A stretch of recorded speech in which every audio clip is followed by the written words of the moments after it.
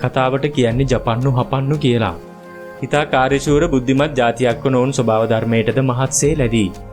ඔවුන් මේ තරම් බලවත් දක්ෂ ජාතියක් වුණත් අතීතයේදී ඔවුන් අතින් මහා බරපතල අත්වැරද්දක් සිදු වුණා. අදටත් විද්‍යාඥයින් මේ බරපතල පාඩමකට ගන්නවා. ඒ ගැන දැනගැනීමට පෙර ඔබ අපිව සබ්ස්ක්‍රයිබ් කරලා නැත්නම් දැම්ම සබ්ස්ක්‍රයිබ් කරන්න. ඒ වගේම කුඩා සීනුවේබුව තලුත් වීඩියෝ එකක් දාපු ගමන් ඔබට දැනගන්නටත් පුළුවන්.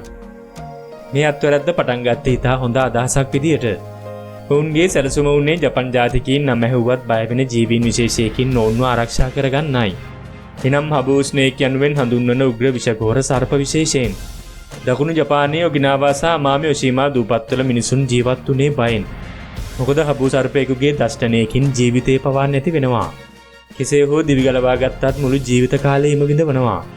එම සර්පයින් නිසා සත්ත්ව ගොවීන්ට ඔවුන්ගේ ගොවිපළ සත්වයින් දා හිමි වෙනවා. රාත්‍රියේදී කුඩා ළමුන්ට නිවසෙන් එළියටවත් එන්න දුන්නේ නැහැ. ඒ වගේම සර්ප දෂ්ටනයන් සඳහා වූ ඖෂධ කිසිසේත්ම ප්‍රමාණවත් වුණේ නැහැ. ඉතින් මේ සඳහා වහම මැදිහත් වීමට ජපන් රජය තීරණය කරා.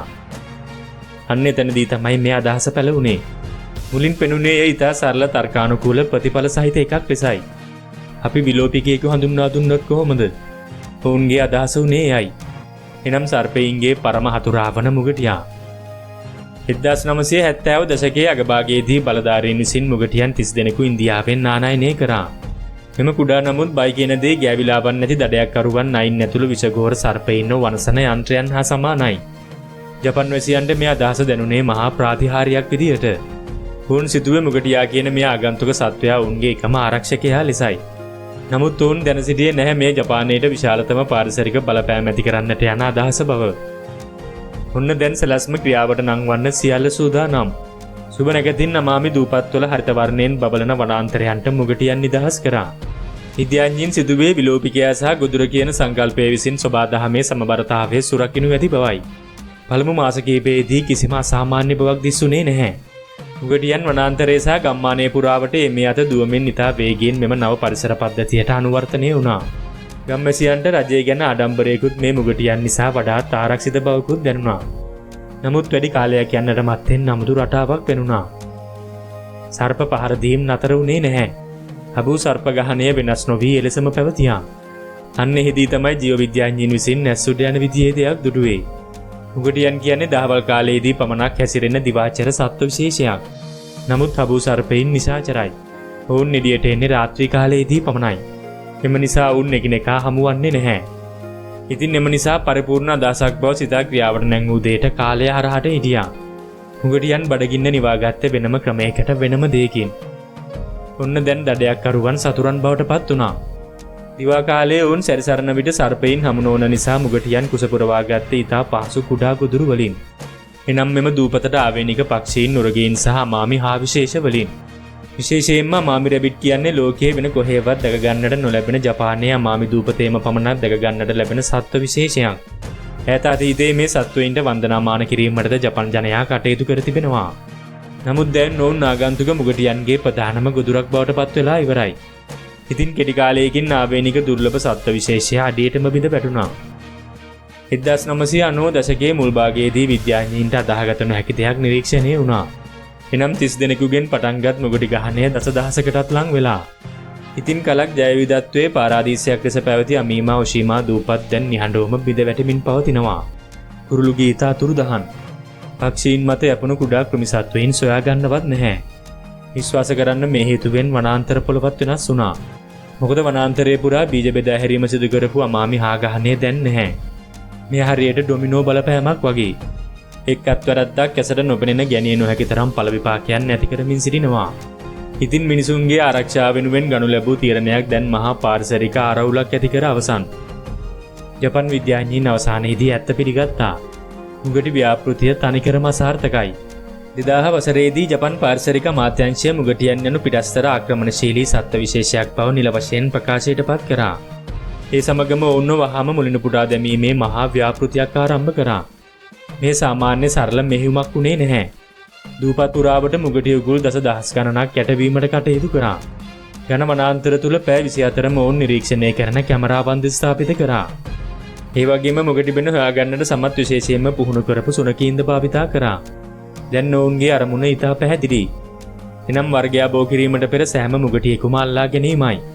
පුරා දශක දෙකක් පුරාවට කිසිම විවේකයක් නැතුව පරිසර විද්‍යාඥයින් මහත් සේවයේ සුණා. එනම් මුගටියන් ලූ බඳමින් උගුල්වලට කොටු කරගනිමින් සහ ඔවුන්ගේ සෑම පියවරක්ම පටිගත කරමින් මේ සඳහා ජපානයට ඩොලර් මිලියන ගණනින් වැය වුණා. මොකද මේ කිසිසේත්ම නොසලකා හරින්න පුළුවන් දෙයක් නොවෙයි. ඒ වගේම මේ තවදුරටත් සර්පයින් හා හාවුන් ගැන ප්‍රශ්නයක් නොවෙයි. ඒ නැවත සබාදහම් සමබරතාවය සුරැකීමේ මෙහෙයුමක්. හිතා හෙමින් සබාදහම ප්‍රතිචාර දැක්වීම ආරම්භ කරා. ආවේනික සත්ත්ව විශේෂ නැවත හිසෙස වූවා. 2004 සැප්තැම්බර් මාස ජපන් රජයේ විශේෂ ප්‍රකාශයක් නිකුත් කරා. එනම් මමාමි දූපත් තුළින් මුගටියන් සහ මුලින්ම උපුටා දැමූ බවයි. 2018 වනතුරු නිරීක්ෂක කැමරාවන් වලට එකම මුගටියෙක්වත් නිරීක්ෂණය වුණේ නැහැ. වසර 45කට පසුව දැන් ජපන් දූපත් මුගටියන්ගෙන් තොරයි. ජයග්‍රහණය ලැබුවාට විශේෂ කැලලක් ඉතුරු කරා. විද්‍යාඥයින් පැවසුවේ ලේන් සහ කාලයෙන් ලියූ අමතක කළ නොහැකි පාඩමක් බවයි. මොකද ප්‍රශ්නයක් විසඳන්න ගෙනාපු සැලසුම විසින් ඊටත් වඩා විශාල එකක් නිර්මාණය කරා. ඉතින් අන්න එහිදී ලෝකයට එක දෙයක් හොඳින් අවබෝධ වුණා. එනම් අපි සබාදහම පාලනය කරන්න ගියොත් සබාදහම විසින් අපිව පාලනය කරන බවයි. ජපානයේ මේ මුගටි කතාව ජපානයේටම පමණක් සිදු වූ අමුතු දෙයක් නොවෙයි. මුළු ලෝකයේ පුරාම මිනිසුන් විසින් මේ අත්වැරැද්ද නැවත නැවත සිදු කර තිබෙනවා. ඔබ දන්නවද ඕස්ට්‍රේලියාවේ උග්ගස් කන කුරුමිනියන්ව කන්න කේන් මැඩියන් හඳුන්වා දෙනු ලැබුවා. නමුත් දැන් එම මැඩියන් නවත්වාලිය නොහැකි ආවේනික පරිසර පද්ධතීන් වනසන මහා බලවේගයක් බවට පත් වෙලා. විශ්වාස කරන්න ඇමරිකාවත් මෙවැනිම අත්වැරැද්දක් සිදු කරා. ලස්සන නිසාම ඇමරිකාවට ගෙන්වන ලද යුරෝපියන් ස්ටාර්ලින්ග්ස් පක්ෂීන් වගා වනසන පලිබෝධිකීන් බවට පත් වුණා. ලංකාවෙනුත් හොඳම උදාහරණයක් ගන්න පුළුවන්. ලංකාවට පිටරටින් ආනයනය කරපු තිලාපි සහ ජපන් ජබර දැන් අපේ මිරිදිය ජලයේ ආධිපත්‍ය පතුරවාලනු ලබනවා. ඒ විසින් ගංගාවන් සහ ජලාශවල හුස්ම හිර කරන තත්වයටම ඇවිත්. ඉතින් ලොව සෑම රටක්ම මේ පාඩම එක එක විදියට ඉගෙනගෙන තිබෙන බව පැහැදිලි. සබාදහමේ සමබරතාවය ඉතාමත්ම සියුම්. එම නිසා පරිසරයේ සිදු කරන සුළු වෙනසක් සතවර්ෂ ගණනාවක් පුරාවට ප්‍රතිරාව දෙනවා. විනය අතින් ලොව අංකයකී රටක් වන ජපානයේත් මෙවැනි බරපතල අත්වැරැද්දක් සිදු වුණා නම් මෙය ලොව ඕනෑම තැනක සිදු වෙන්න පුළුවන්. ඉතින් අවසානයේටම ඔබට පවසන්නට තිබෙන්නේ ජපානයේ මුගටි අත්හදා බැලීම විසින් අපට පවසා සිටින්නේ ඉවසීම නොමැති බුද්ධිමත් බව ඉතා අවදානම් බවයි. අපි හැම වෙලාවෙම සොයන්නේ වේගවත් විසඳුම්. ජපානයට මෙහිදී වැදගත්ම දෙයක් අමතක වුණා. ඒ කියන්නේ සර්පයින්ටත් මේ මහ පොළව අයිති. සර්පයින් විසින් මීගහනය පාලනය කරමින් වගාවන් සුරකිමින් සබාදහමේ සමබරතාවය ආරක්ෂා කරනවා. එම නිසා එක විලෝපිකයෙකු ඉවත් කිරීමට කටයුතු කිරීම තව ප්‍රශ්න වැලක් නිර්මාණය කරනවා. මේ කතාව අවසානයේදී වාසනාවට ලස්සන එකක් වුණා. මොකද ජපානයේ සබාදහමේ සමබරතාවය යලි ස්ථාපිත කිරීමට සමත් වුණා. එසේනම් අපට අනාගතයේදී සබාදහම හරිගස්සන්න හිතුනොත් අපි සියල්ලන්ටම කලින් අපෙන් එක් ප්‍රශ්නයක් විමසිය යුතුයි. අපි වෙනස් කරන්නට යන දේ ගැන හොඳ අවබෝධයක් අපට තියෙනවද? ඔබ නොදැන සිටි මෙවැනි වටිනා දේවල් දැනගන්න අපිව සබ්ස්ක්‍රයිබ් කරන්න. ඒ වගේම කුඩා සීනු වේබුවොත් අලුත් වීඩියෝ එකක් දාපු ගමන් ඔබට දැනගන්නටත් පුළුවන්.